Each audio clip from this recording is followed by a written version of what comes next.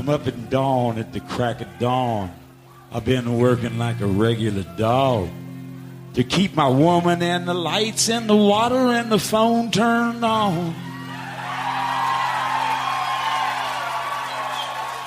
I've been saying yes, sir, all day at work. I've been saying yes, ma'am, at home. I've been storing up the fuck yous, keeping them under my tongue. Good cutting enhances the quality of good meat. In his way, the meat cutter is an artist. Poor cutting results in an inferior piece of meat, regardless of quality. What up, meatheads? This is Travis, American Butcher, and this is a bonus episode. Ryan and David submitted pieces that are good, but couldn't really make a whole episode out of, and some outtakes that I decided would make a good bonus track. So here you go. Hope you enjoy. Up first, David is going to talk about HACCP, a more in-depth look, and it's going to be the first part, I believe, of a multi-part series. After that, Ryan is going to talk about finding common ground in naming cuts and creating a universal language that butchers could relate to. Without any further ado, here is David. Hey, everybody. David here. Recently, the podcast did an episode on HACCP. It was a very introductory, preliminary, rudimentary look at it. And I thought maybe it'd be kind of fun over the course of the next couple months to step-by-step do something that's slightly more in-depth. Still not quite a HACCP training, but something that explains the concepts just a little bit further.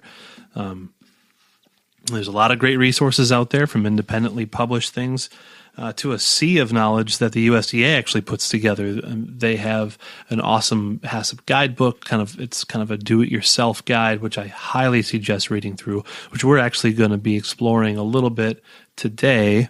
There's also the FSIS has put out or has published the Meat and Poultry Products Hazards and Control Guide that explains in detail the biological, chemical, and physical hazards that can occur at different steps in the meat and poultry slaughter and processing industry.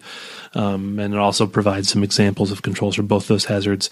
There's a sea of generic models for different meat and poultry processes to be used for examples, such as a generic HACCP model for beef slaughter, a generic HACCP model for poultry, for raw ground meat and poultry products, for not heat-treated, shelf-stable meat and poultry products. I mean, there's everything or many, many things that you want to produce in any food sense.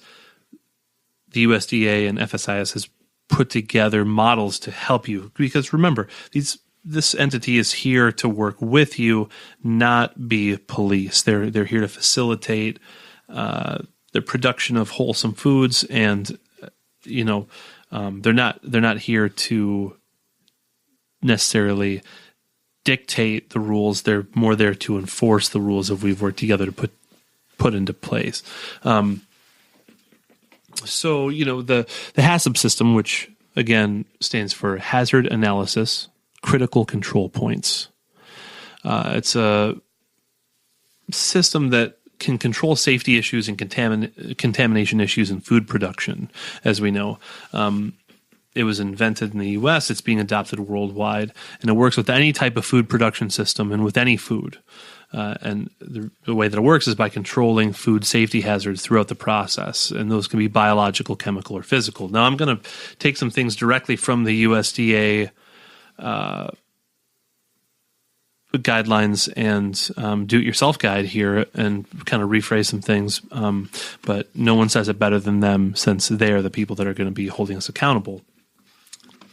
So the first thing you want to do when you're developing a HACCP plan is pay attention to 5 preliminary steps. As we know, there's 7 HACCP principles that make up the major steps to writing a HACCP plan, which are to conduct a hazard analysis, to identify critical control points, to establish critical limits for each critical control point, to establish monitoring procedures, to establish corrective actions, to establish record-keeping procedures, and to establish verification procedures. But we're not going to go over any of those today. Today we're going to talk about the 5 preliminary steps to writing a HACCP plan. And those are, number 1, you want to get together your HACCP resources and your HACCP team, whether it's getting together things that you find on the internet, USDA and FSIS regulatory handbooks, various HACCP models, templates, whatever you want to call them, and then getting together the people that are going to be the brains behind the operation, whether it's, a friend that is HACCP certified, or a consultant that you hire, or a couple people even at your plant that have a little bit of knowledge. You can put their brains together and work to have a greater, wider knowledge base. The second preliminary step is going to be to describe the food and its method of distribution. So that's very self-explanatory. The third step is to identify the intended use and consumers of the food. So that's going to include handling procedures, how people are going to be eating it, the general people that are going to be eating it. Number 4, you want to develop a process flow diagram. So that flow diagram is going to be the entire process from start to finish in fairly general terms in the order in which it can be completed. So for instance, when I'm on the kill floor and I've got a beef, I just sided it in the cradle, I'm going to move it over for evisceration. I have to wheeze it and tie off the wheeze and split the brisket before I take it to the evisceration station, because if I get there and I don't split that brisket and tie the wheezin off, the second that they hang that beef up off the cradle, the contents of the stomach are going to spill. And even if they don't, when they go to pull the paunch out, you're going to rupture something. It's going to get caught on the brisket. And so there's a reason why things have to be done in a certain order, and they don't want you to deviate from that order to keep things safe. You want to trust your HACCP plan, which is built upon your flow chart.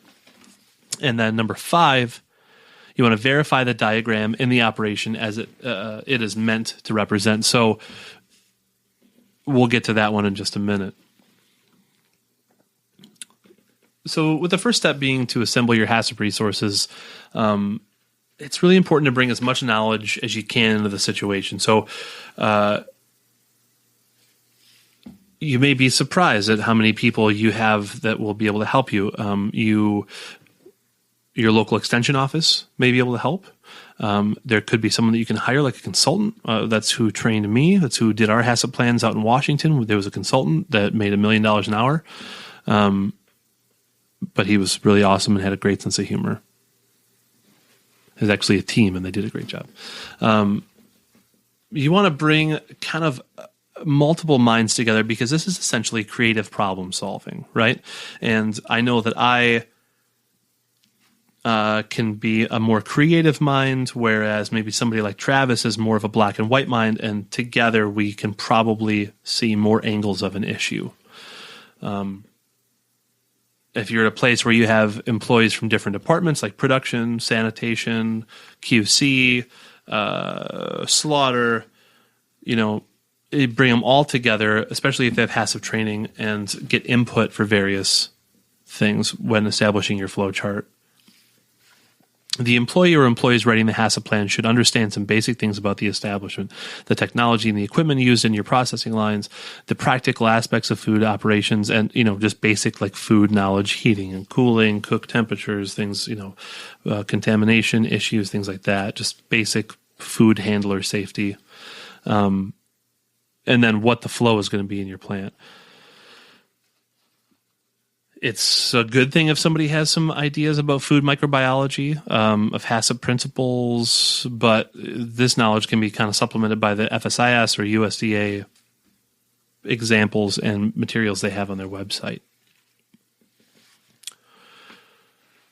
The second preliminary step, is to describe the product and its method of distribution, including the intended use and the consumers of the food. So you basically want to completely describe each food product that your plant's going to make. This can include a brief description of how the process occurs and the products that are to be produced and prepared. So this will help identify hazards that may exist either in the ingredients or in the packaging materials.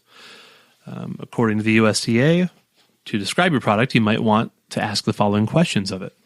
What's its common name? For example, a cooked sausage could be called Frank's, hot dogs, or Ween Dads. How is it meant to be used? Categories might include ready to eat, heated prior to consumption, or for further processing. What's the type of package it's going to be stored in? For example, is it a modified atmosphere packaging?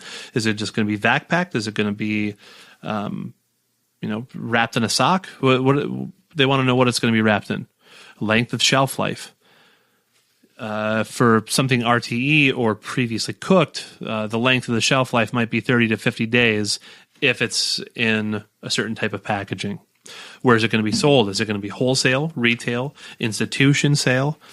They want to know who the demographic or who the audience is going to be that's going to be buying it. They want to know if there's going to be any labeling instructions. Does it need to be kept refrigerated? Are there handling instructions? And they want to know how will it be distributed. For instance, should the product be kept refrigerated or below 40 degrees Fahrenheit? That's something that I've dealt with just as a here on the farm. When we want to take vegetables to a new retailer, we want to know what their facilities are. How are you going to be storing our product? The third step is to compile a complete list of ingredients and raw materials. So you want a simple list. You might want to, according to the USDA, divide the ingredients into two categories: meat and other ingredients. As it applies to us, it's kind of determined by the complexity of the products and the process covered by the plan. You may wish to have more elaborate forms. Basically, the important thing here is to list all ingredients that go into the product. It's also helpful to include a form of the ingredients for processed products. Is the meat fresh or frozen? Are the spices used in a premix? You want to just be as specific as possible about what's going into the product. Fourth step is to develop a flow diagram. This is probably one of the more important ones. They're all incredibly important, but this one's really important because this is where you're going to get NRs in a facility for deviating from this flow diagram.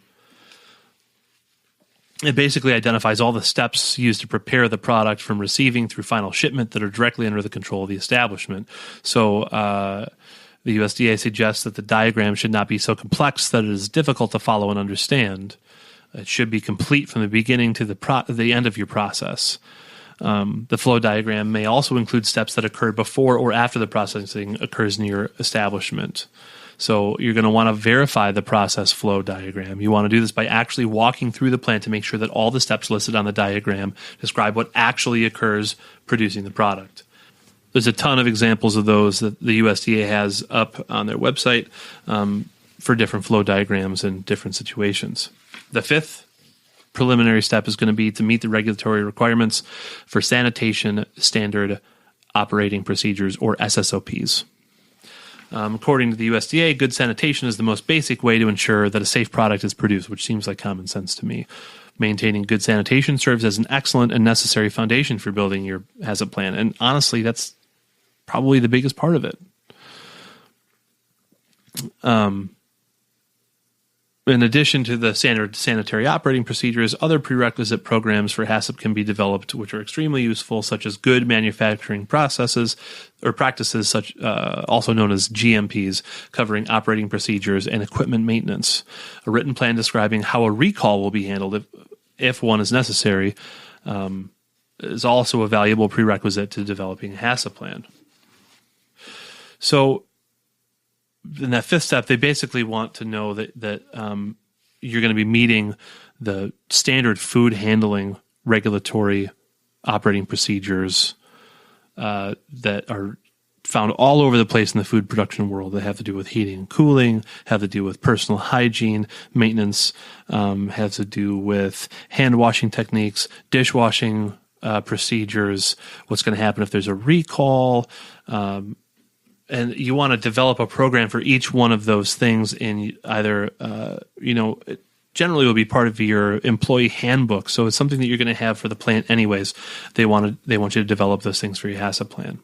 So once you have those 5 procedures kind of figured out, then you're ready to move on to the first principle of HACCP, which is conducting a hazard analysis, which we will cover in our next HACCP talk. Until next time, step in the foot wash. Get the poop off your boots. And if you found that riveting or interesting, or if you want to know more, don't worry. That was just the first of several parts. This next piece is Ryan with a unique concept piece to help bridge the gap between culture, language, and cutting. And stick around for the end to hear us talk about what to do if you get a positive on an E. coli test when doing a N60, as well as me ranting about other things. Pretty much without fail, whenever I use a Latin name or a scientific name for a beef muscle, people's eyes gloss over. My coworkers probably think I'm a dork at the bare minimum, or worse, that I'm trying to one-up them by flaunting knowledge they don't have. To many butchers' ears, Latin names might have very little value to them or relevance in their daily work lives. I'll tell you outright, to my mind, Latin names make a great deal of sense for 3 reasons, which I'll detail here.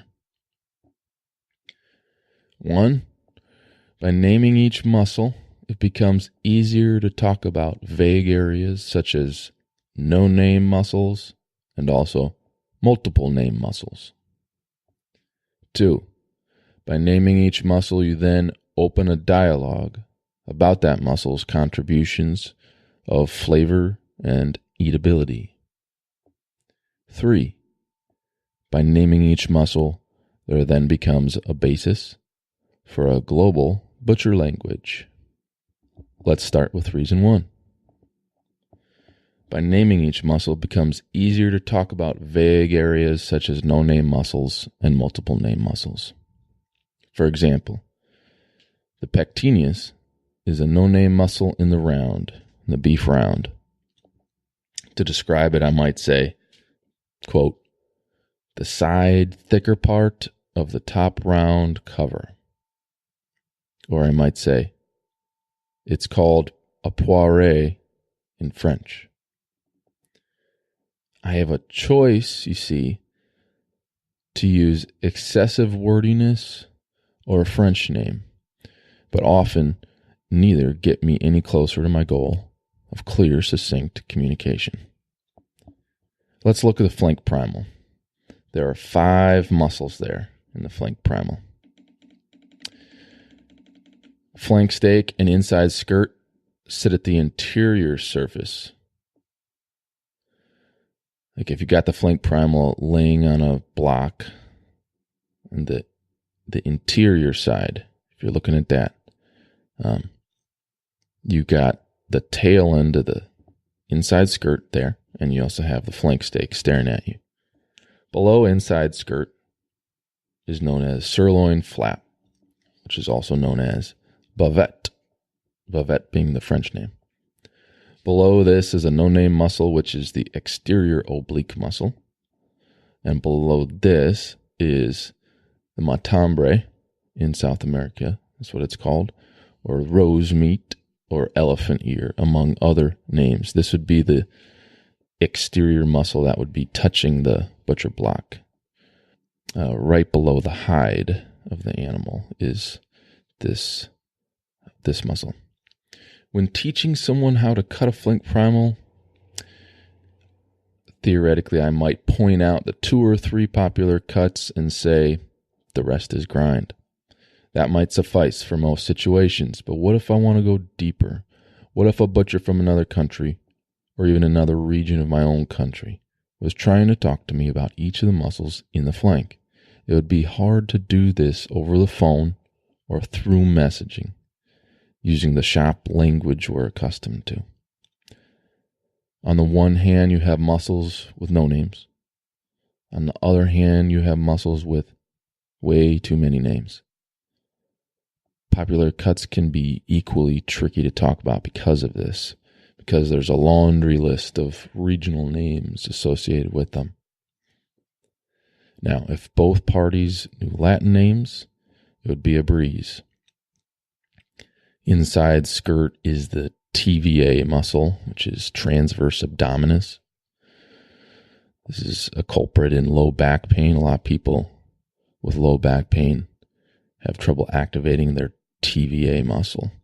Flank steak would be the rectus abdominis, which is a six-pack muscle. Bavette is the interior oblique muscle. Below that is the exterior oblique. And below that is cutaneous trunci, which would be that matambre. And you'd be done. There's names for all 5 of those. Now let's stop here for a moment, and then I'll continue with more examples. I want to make a point about vagary in butchery. This whole article is about specificness in butchery, but I want to take a little aside to talk about vagary. When you're in a butcher shop setting, standing next to another butcher, vague language does not matter. It's a non-issue because you can get your ideas across without words. A senior butcher can gesture to features on a carcass and can demonstrate. And through this demonstration, he can show how certain cuts should look, he or she. This is the classic way to teach and learn butchery. The details are handed down from person to person. Arguably, in butcher shop way of learning is the best way to learn. Now, the natural outcome of this apprentice mentor style handing down of information is that no clear written language was ever needed. If the guys and the gals in the shop had a clear communication, that's all that mattered. There's never been much need for butchers to communicate across regions and countries. The butcher trade is heavily weighted towards what's called shop knowledge or tribal knowledge because of this, because the emphasis has always been on clear communication within a shop. That kind of clarity was paramount, but it didn't need to transfer to shop-to-shop type of communication very often. Now, the chuck primal is another area loaded with ambiguity. Center cut clod, clod heart, cross rib. Each shop I've worked in does cross rib roast differently. Imagine trying to create a standard work document for how you do your cross rib roast.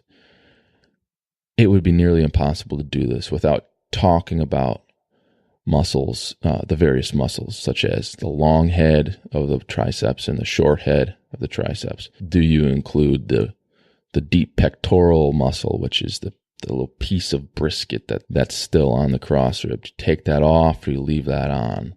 The rear deltoid, the teres major. Some shops leave on the teres major on their cross rib. Other shops take off the teres major. Now let's look at that one. The Latin name, teres major. Thankfully, it has seemed to stick. Why is that? I imagine it was probably because people were tired of wading through the alternative names. Shoulder tender is a good name. Petite tender is also a fine name for the teres major. But things get confusing when you take into account its proximity to the chuck tender, which is also called the mock tender and Scotch tender. And you got that much going on in the same area. It's a clusterfuck. Total clusterfuck. There's so much confusion about what is a chuck tender and what is a shoulder tender. Even among high-level butchers. Just those names they're just too close. Mock tender, for example. I just call that super spinatus. Then there's third flat iron. Okay. People refer to this third flat iron. Already I'm confused because infraspinatus is a flat iron and you only get 2 of those. Yet some stores refer to 3. And that third one would be the subscapularis muscle. It's another instance where when I'm talking to myself, which I often do, I call it subscapularis in my head because it's easier to me than wading through a bunch of names like Vegas strip, underblade flap, blade steak, and shark fin steak. Those are all cool names in their own right. It's just the fact that there's so many different things that people call this one steak that makes it easier for me to just go with subscapularis. Moving on to the spinal muscles that create neck roast, chuck roast, ribeye, strip loin. There's no individual names for the individual muscles that make up these roasts and steaks, other than the Latin names. A ribeye cap would be the exception because people refer to the ribeye cap. It's usually understood to be the spinalis dorsi muscle, and sometimes you'll hear people refer to it as spinalis. But sometimes the spinalis is confused with the rib cover or the decal or the lifter meat, which is adjacent to it. And they're very different. Spinalis dorsi is ranked as third most tender beef muscle and is a very, very worthy steak in its own right. If it were to be seamed out and cooked as a steak, it is a very worthy steak in its own right. The remaining muscles that make up erector spinae would be longissimus, iliocostalis, complexus, and multifidus. These are the muscles that make up your ribeye steaks, that make up your New York strip steaks, that make up chuck eye, and a number of them continue into chuck roasts. These muscles vary in size and structures. They travel from the tail of the animal all the way to the head. Especially as we work with bigger and bigger beef, which has been the trend for the past couple decades. These muscles become big enough to have value when seamed out. That may sound laughable to some ears, but let me talk about a certain category of beef animal, which would be like an older cow or an old bull.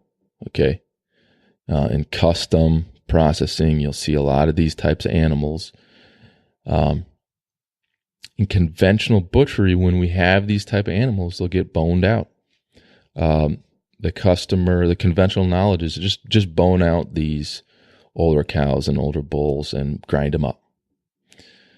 Now, with the older cows, they can be really fat sometimes. So you got these really fat, large muscled older animals, and the butcher would be asked to lean it out, bone it, and grind it. If you're looking, as you're going through those muscles with your knife, if you look at things like the ribeye steaks and the chuck roasts on these, they have, if it's a really fatty one like older cows can be, they'll have a huge eye of fat in the, intramuscular part, just in between the different muscles. You have a big old eye of fat on there that can really make those kind of steaks off-putting. What I would do, instead of just boning the whole thing out, I would just seam out those muscles. I would seam off that spinalis dorsi. And then, depending on how much I want to get into it, I might seam out one or two of the other muscles in your ribeye. Use those as an individual steak. If we seam out spinalis, longissimus, and possibly the multifidus and complexus, we now have several very cookable tender steaks to work with. Why go through the effort of doing that? Well, if I'm breaking down that carcass for me and my family, I have the option to do that because I have the knowledge of those muscles. I'm aware of which ones are more tender than other ones that might be good to seam out and cook. If I had no knowledge of that, I might just look at the ribeye steak and say, that's going to have too much fat in it. Let's just grind this fucker. And then that would be my conclusion. I have done that because I source these type of older animals just to fill my freezer. Over the years, I've done this regularly, and I'm always encountering older fatty animals that I have to make decisions about what's going to produce a good result. So I've done this with great success. Moving on to reason 2. By naming a singular muscle, thereby giving identity to that muscle, we open up a dialogue about not only the function of that muscle on a moving animal, on a moving, walking, quadruped animal, but also its contribution of flavor, toughness, or tenderness to the group of muscles it might be a part of. Okay, so why do we cook brisket slow and low? We cook brisket slow and low because it's a major weight-bearing muscle, right? It's constantly being used to support the weight of really 2/3 of that animal. Brisket is the chest. It's the pectoral, the deep pectoral and the superficial pectoral make up a brisket. It's like the bench press muscle, right? I mean, bench press uses a number of different muscles, right? But uses a lot of chest. So that's the quadruped animals are constantly bench pressing, right? Because that's the way they interact with gravity, is their front legs push against the ground all the time. Neck muscles support the head, right? Holding up that head all the time. Shank muscles or forearm muscles, right? They're used continually. Whereas things like certain hip flexor muscles and shoulder external rotators, they get very little direct use on four-legged animals. This results in the extreme tenderness of the tenderloin and the flat iron, and you can go on. Basically, the most tender muscles are the muscles that are used the least, okay? They also happen to be the most flavorless, tenderloins being a good example of this, right? It's not that it doesn't have any flavor. It just is not like a flavor bomb like a lot of other muscles can be, all right? But it is tender, and that's why it's tender, because it's not used very much in the locomotion of that animal. Let's talk about serratus.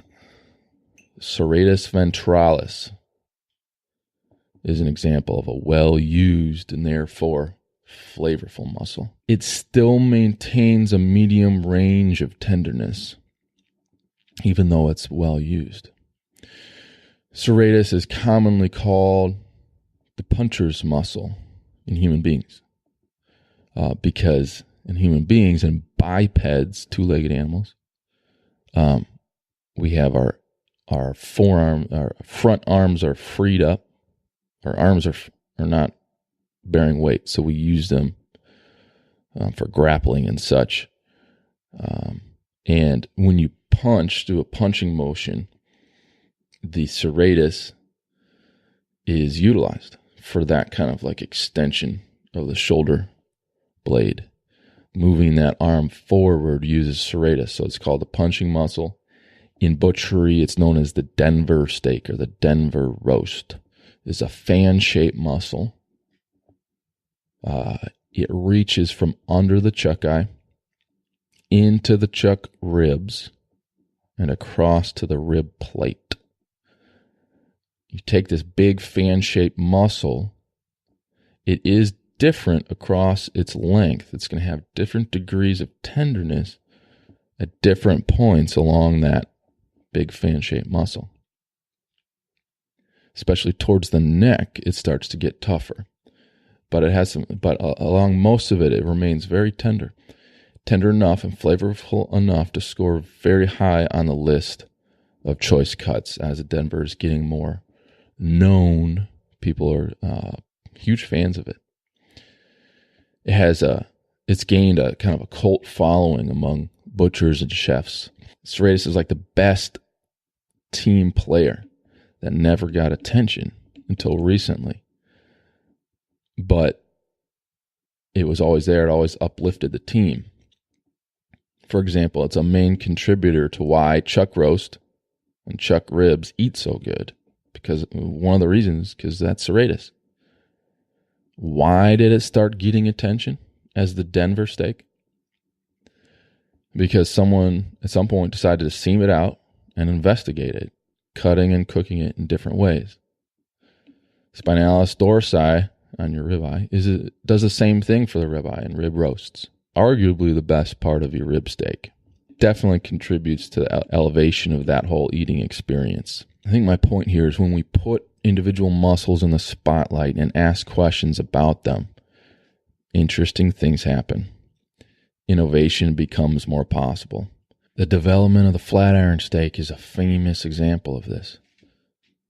In the early 2000s, the American National Cattlemen's Association, together with a group called the Beef Checkoff, funded a University of Nebraska, University of Florida research study on beef muscle tenderness. I'm going to read straight from the published article by Chris Calkins and Gary Sullivan. The significance of tenderness and flavor are the most important palatability characteristics relating to consumer satisfaction with beef. Research has repeatedly shown consumers are willing to pay a premium for beef that can be guaranteed tender.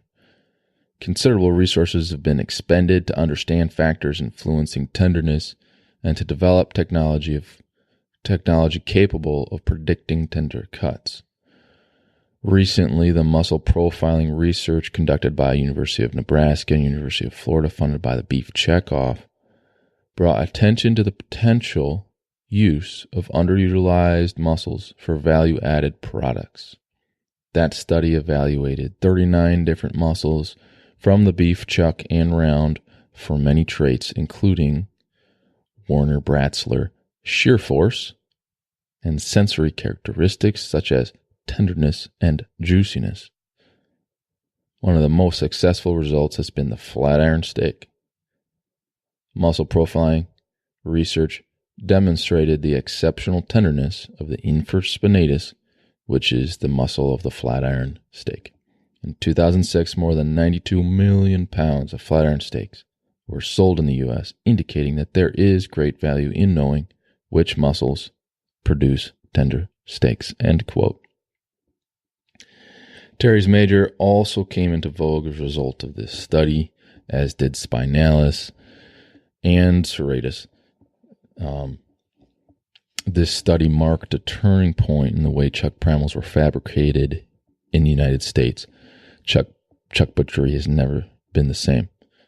As a small aside, I would point out that many other countries utilized these steaks in various ways. I'm thinking of the paleron, would be like a French word for the flat iron when it still included the seam in the middle. But this was utilized as a braising cut.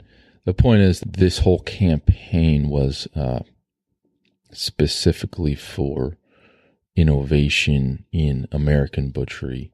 The third and last reason I'll mention is that by naming singular muscles with Latin names, there becomes a basis for a global butcher language. This is similar to the second reason I gave. A common language that would make communication between regions and countries more effective and more possible.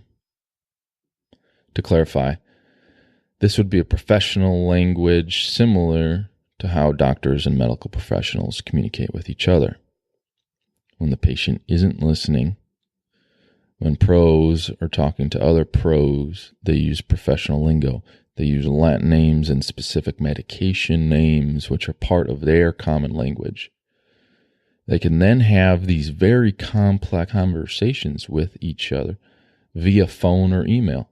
They can also document their processes and procedures in standard work documents. So it's very useful in medical setting. You can't do without. It's indispensable. It's the word I'm looking for in a medical setting. Now compare this to the butcher trade. I already said this, but I'll say it again. Imagine one butcher trying to teach another butcher how to seam a chuck over the phone. Even if both parties are only 1 or 2 towns away from each other, and maybe they have a very similar regional set of names for these cuts, the conversation would still be very difficult, if not impossible. The language is just not there.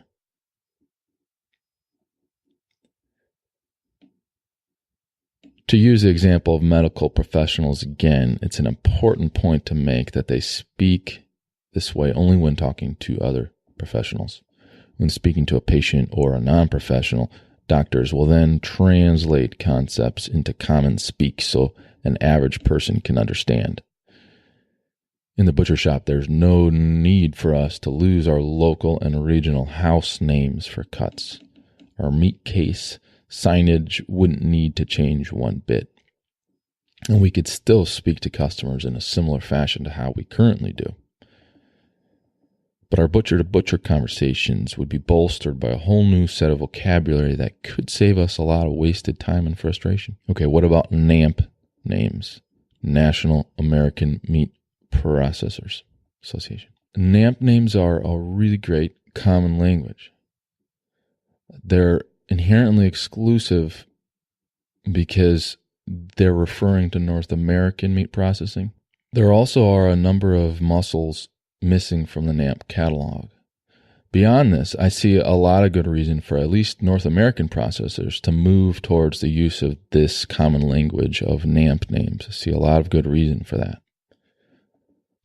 Keep in mind, I'm still talking about butchers speaking to other butchers. When you set your meat case and engage with the public, you're free to mention whatever cut name might get you a sale, for which French names work really well for this. What about cuts like the ribeye steak that are made up of several muscles grouped together, right? And if we just want to talk about the ribeye, right, which is a collection of muscles.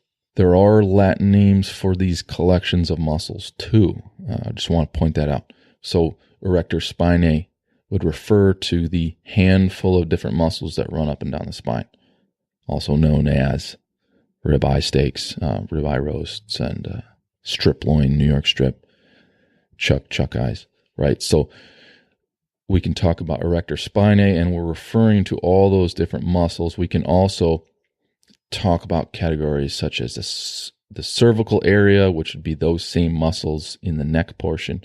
The thoracic area, which would be those same muscles in the upper back portion.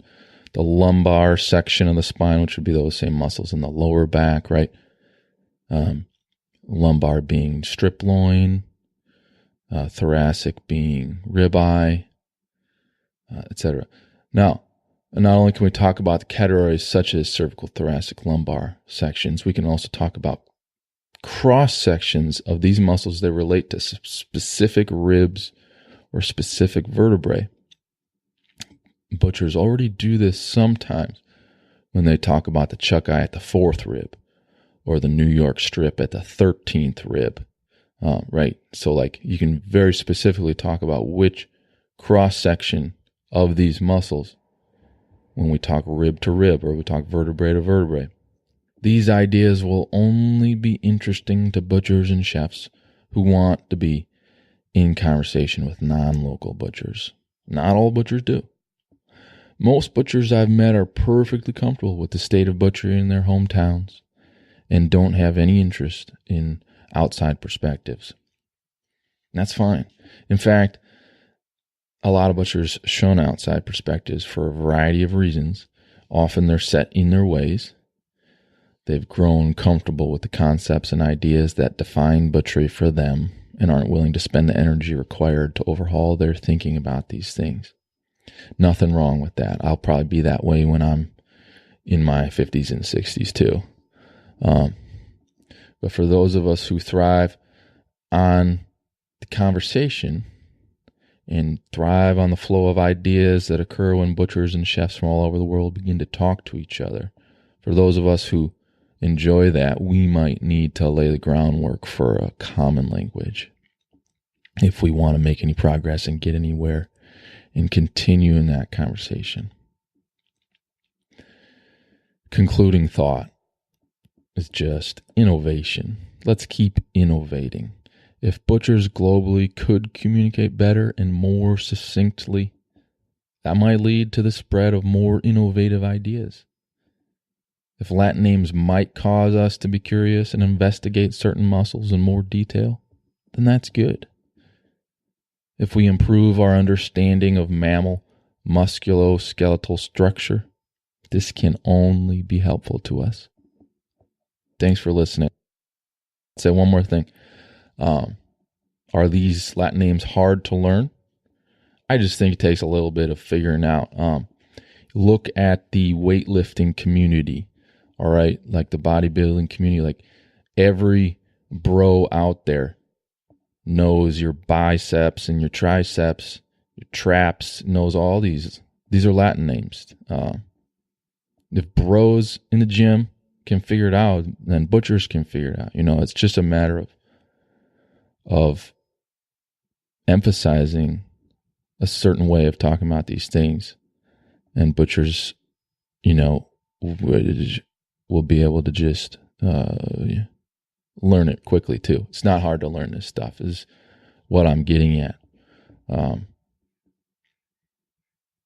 I don't mean to put down bros in the gym, because I love weightlifting culture. I'm just putting that out there. These are a bunch of just common dudes, and as you get deeper into weightlifting,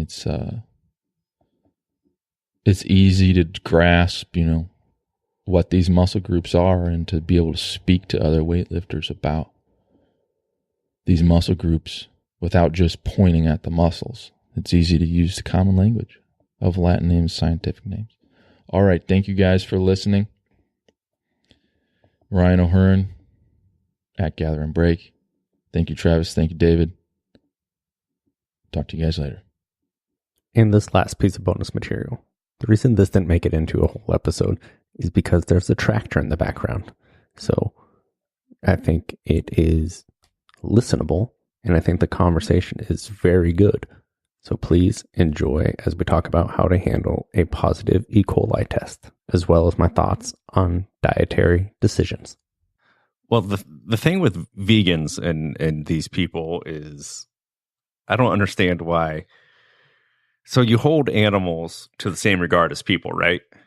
And that you believe that the dairy industry is torture, and the meat industry is murder, and we're kidnapping babies from their moms to essentially rape them to produce milk, and then slaughter these babies because they believe they're cognitive beings.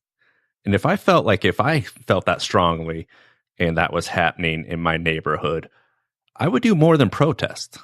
I would, take to arms if I knew of a place that was slaughtering people and raping women and stealing and killing their kids. You get like a battalion together and try to wage war on them. Yeah, but they don't. It's just a novel thing. It's their dumb bullshit that they believe in, or half-heartedly believe in, actually. Because if they were serious, peaceful protests don't get the job done. No, because I wake up for the rally, eat my soy milk, take my gun. That's a line from a Good Clean Fun song about radical vegans. But wow. Well, let me ask: are you one of these people that's really good with lyrics, like remembering lyrics? Yes. Awesome. I am not like that. I always impressed when people can just. Yeah, there's when I was growing up, I listened to a bunch of hardcore and a bunch of vegan straight edge bands and all this shit. And I was vegetarian. But at no point did I ever think that animals were people or sentient beings or things like that. So that noise in the background is a tractor? Yeah. It's a Finnish mower. I'm sorry. Could you put a hoodie over your head in the microphone? I can't find this one story that someone sent me a while ago about walking in and seeing your help fucking a carcass in the cooler. No. What? Yeah. For real? Yeah. Oh, shit. That's. Oh, well. All right. Oh. I heard something about, what was it? Down in Oregon, there was a story of a lamb processing place that everyone knew by name that, what were the employees doing? I can't remember if they were fucking the lamb carcasses, but it was something, I'll have to ask those guys down there what that was, because they ended up catching it on video, and then they ended up firing those guys, and now the whole place is, that's probably a good one. I'll look into that and see if I can get back to you on that one. Yeah. Well, the key when you have sex with lambs is if you're wearing boots is to tuck their back legs into your boots so they don't run away. You got Wow. that on record. That's a joke. Yeah. I keep trying to get our inspector to tell me the story about that bull that got out, but I was going to get it the other day on Friday when I was at the plant, but we had a positive E. coli. Oh, that sucks. Yeah. Yep. Super sucks. And of course it was on a fair animal, something that was just pumped full of grain, didn't have anything, you know what I mean? And, Yeah. And this particular animal was bought by 4 or 5 restaurants in town, you know. So we gotta eat that cost. And why? Just turn it all into. Well, we're going to. We're going to turn it into snack sticks and pepperoni and all that, which is fine, you know. But they wanted grind, so they're taking they got their cuts, of course. Yeah. Because E. coli is only an adulterant, right? Yep. On cuts, but yeah. So we ordered, 280 pounds of shoulder clods, and are gonna grind it and not charge them for the processing and all that. So what is how is your lot and your cleaning? Did it only affect that one lot, or was it part of a bigger group? So they do each half as its own lot. Okay. And so just, the owner of the plant is particularly thorough, and he's really very good at what he does, and he's done the ready to eat and smoking program for I don't know how many, 30 years or something. Yeah. And so he just shit canned all the grind from both halves just in case, And so they had the vet come in. Uh-huh. And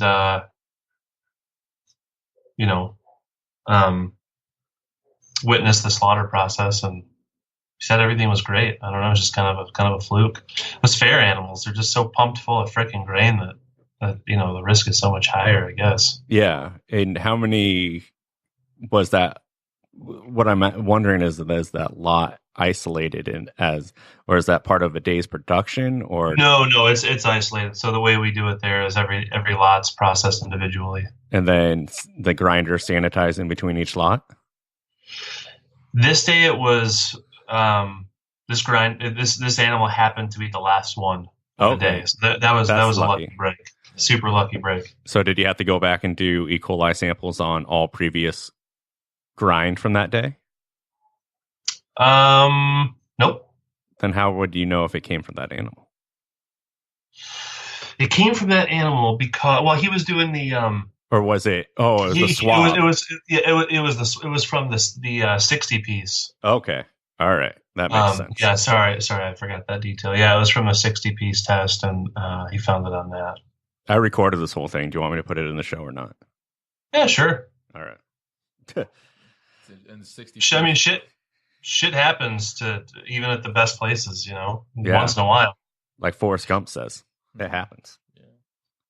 That's topical, right? What were you going to say, Ryan? So 60 piece is that's when you come to the hanging carcass and you slice off pieces from different sections of the animal, put them in a bag, and send them to a lab. Is that what you're talking about? Yeah, and sometimes this guy will just take it out of the trim bin. Okay. I've seen, the guy out in Washington, he would come in and he would just slice them off the carcass, or, if we were doing the hog sample, he'd just take it off the hanging hog. But this guy takes stuff out of the trim bin. Okay. When he does it. Yeah. I don't know how they're supposed to do it. Maybe they're not supposed to do the trim bin thing. I don't know. I just know. Oh, for your generic bench trim sampling? This is for the 60 piece or whatever it is. Oh, yeah. No, you're supposed to take it off the carcass. That's what I thought. This is my first USDA shop I'm in right now, so I'm only familiar with how they do it at the shop I'm at now. Yeah. And that's how they'll do periodically. Well, because if you take it off the carcass and you send it in for sampling and it comes back positive, then you could rewash the carcass with 180 degree water or retrim it, rewash it, and then do another antimicrobial, do another 60, and then set it into sampling, and then also do a bench trim, send that into sampling, and then also do a grind test and send that into sampling. So you correct it, but once it's already made into the trim, then the outside surface area is mixed in with muscle. Yeah. So there's nothing to do at that point. Not saying you guys did it wrong, but if it was done, I've had it where the 60 piece has saved you because. Oh yeah. It's like preemptive. Yeah, that makes a lot of sense. Yeah. So it just may be something that you want to, pass along. Yeah. One of the things that they wanted us to amend about our CCP 1 and 2 is at the end when we're doing the wash down, they want a drying period in between the wash down and the acetic acid intervention. And on the truck we just had that 100, we had the Insta-Hot, so we had the 180 hose, and we do the super hot wash down, and that didn't take more than 90 seconds, a side of a side. Yeah, it was super quick, and then I take the paperwork down, do my paperwork, and then I do CCP2, the acetic acid intervention. Yeah, but here the water's not hot, and they wash these suckers for it's like 5 minutes a half. They just rinse and rinse and rinse and rinse and rinse and rinse, and then apply the acid right away, which just runs right off. And I've kind of wondered about that, because I've asked them, I said, why do you spend all this time on this wash down? The final rail gets totally backed up. Why do we spend this time on this super long rinse? He said, well, it's because, so-and-so is a perfectionist. They want to make sure there's no dried blood on the outside of the carcass. Have you guys ever run into people like that? Like, I think that's the most useless waste of time. Well, so because you're going to trim that off anyways, Yeah, so essentially when I would wash carcasses at the first place I worked, we'd do 2 minutes per side. And our main goal was to get the bone dust off your split. So because that's the first thing that's going to oxidize and then grow fuzz if it's held longer. And then our wash cabinet used, I think, like 200 gallons per carcass, and then would also apply the acetic acid or the lactic acid when we would use that thing. Yeah. That's very wasteful. That's a lot. That's a lot of water. Yeah. The truck I'm on right now, it's like, I would say 2 minutes is about how much time they're spending on each half with the wash down. And then they do like a vinegar spray. They'll do a vinegar spray. So it's not, so that's the way they do it. But I know what you're talking about with perfectionism when it comes to certain other things, like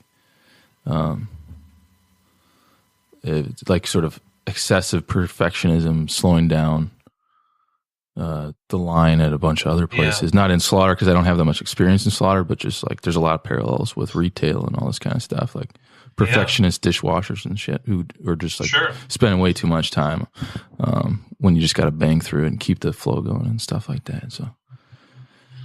How you liking that on that truck out there? I like it, man. I like it a lot. I like it more the better I get at it. I tell you, the learning curve has been challenging because I'm not out there with consistency. I'll go like 2 weeks without being on the truck, and then I'll be on the truck a day, and then I'll go 2 more weeks, and I'll be on the truck for 3 days.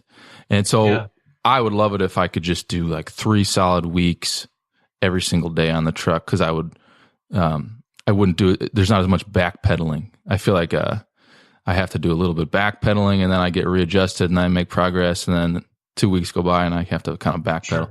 But still, I'm making enough progress where I'm at a point now where I'm feeling productive. Like I used to just feel like, man, I feel like such a jackass out here because like I don't know what to do. I can't anticipate the next step. I'm thinking too much, and now it's flowing so much better, and I'm really starting to enjoy it.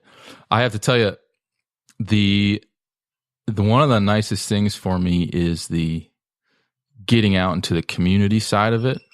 Yeah. And interacting with the farmer side of it and the farm hands. I absolutely love that part of it. Mm-hmm. It's just really cool. Also, I get so much more information from talking to the farmers than I ever would just working in a cut shop.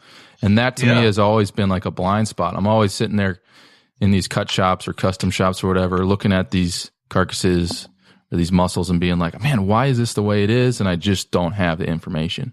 And oftentimes there's kind of no way to get that information, or maybe it's a really long process. And the farmer would be like, who the fuck are you anyway? And he wouldn't tell me anyway. Where in this case, like on that mobile truck, it's like we're on a first name basis now, and I can ask them, be like, what's up with this one, and why is this one this way, and what kind of different breeds are in this one, and I love having access to that kind of information. So that's been fun for me being on the truck.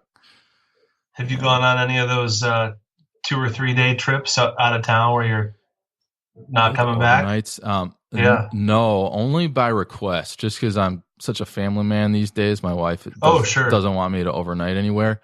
I have gone to the islands a couple times, which are like the kind of 3 a.m. start days, getting home, like 16-hour day kind of things. But it's still, I'm back at my house in the nighttime to sleep there.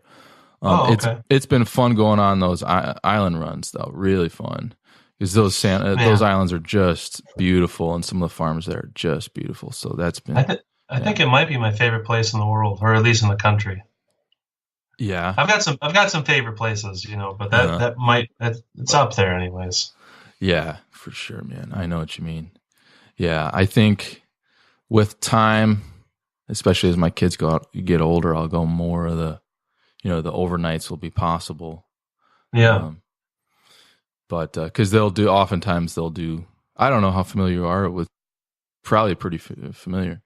Yeah, not a ton. No, yeah. I mean, we should probably edit out that part because I probably shouldn't mention their name. But, oftentimes they'll do 2 or 3 days in a row out on the islands, and they'll sleep there. Usually 2 days, because they'll have filled up the unit to capacity, and then they'll come back, unload, and maybe go out again. So, a lot of sheep on those islands. There's definitely beef too, but definitely a lot of people who raise sheep out there. That's actually a dream of mine, kind of, is to somehow get wealthy and then be able to buy a small island out there, or just like rent it and then set out a small flock and just let them go, and then maybe like hunt them once a year, and then sell them to restaurants. Awesome. Yeah. Well, David, you should do that because, Tracy is hiring. I know. I think about it a lot. Well, just don't think about it. Just do it. Who's Tracy? Owner of Heritage Meats. Oh, okay. Right. I'm not going to edit that out because he wants me to find him someone. So if you're out there and you want to be a slaughter foreman and you're not a pussy like David, contact Tracy at Heritage Meats down in Rochester, starting at $50,000 plus incentives, and that's starting. So and it's 3 days slaughter, 2 days cutting. And preferably someone who knows HACCP, which means you don't have to. That's a good plug right there. Yeah. Maybe no. What is that? A tractor? Oh, good. I think it may or may not have been my dog just attacking the guy on the tractor. Oh, fuck. Is the guy done tractoring?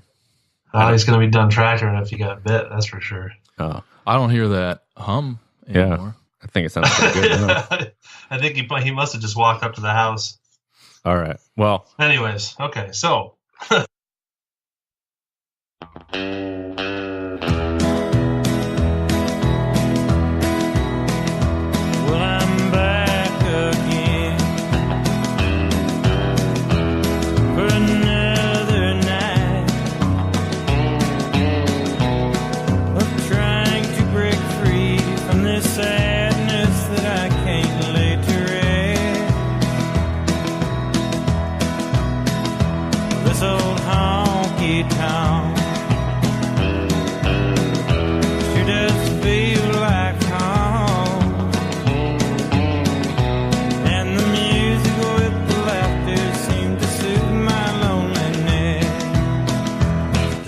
hope you enjoyed this mismatch bonus episode, and I hope you were surprised. We will do this from time to time when we end up with material that doesn't fit other things, and or when we just want to give you something extra. We don't want to give you too much information that you fall behind, but every once in a while people ask us that they wish the shows were longer. And I feel releasing this is better than just not. So hope you enjoyed it. And if you want to get a hold of us, you can email us, themeatblockpodcast@gmail.com, tweet us at themeatblockpod, or Instagram, themeatblock. We also have a Facebook group or page. And if you want to get a hold of us individually, you could do so. Ryan at Gather and Break on Instagram, David at A Farm Butcher on Instagram. I am at American Butcher on Instagram and Facebook. And if you want to support the show, best way to do that is open up the Apple Podcast app, type in The Meat Block, give us 5 stars, and leave a review. That would help us out immensely. In other ways, to use the hashtag The Meat Block, or tag a friend on social media who you think may enjoy this podcast. Help spread the word. That would be much appreciative. The intro was David Allen Coe, and Ring the Bell, and our outro is Dwight Yoakam. Until next time, keep your knife sharp, live in the margin, and keep all your fingers.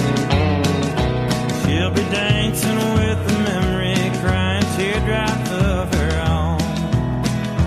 Hang it up, take me lips from her memories, driving me lonely, crazy and blue. It helps me forget her, so the louder the better. Hey, mister, turn it on, turn it up, turn me loose.